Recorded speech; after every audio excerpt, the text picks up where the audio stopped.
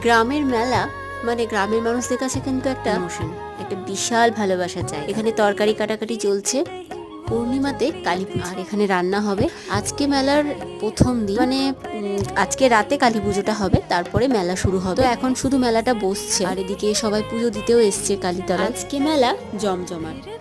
দুপুরে অনেক নরনারায়ণ সেবা করা হয়েছে, যেটা প্রত্যেকবারই হয়, কিন্তু আমার আশা হয়নি, তাই ভিডিও বানানো হয়নি। এখন একটু মেলা ঘুরবো, কারণ কালকে আবার আসতে পারবো না। কালকে একটা দাদার বিয়ে আছে, তো সেক্ষেত্রে বরযাত্রী যেতে হবে, তো সেটাও ইম্পর্টেন্ট। তাই আজকে একটু খাওয়া দাওয়া করে নিলাম, ঘোরাঘুরি করে নিলাম, একটু কেনাকাটাও করে নিলাম, যতটা পারলাম আজকে পুষিয়ে নিলাম।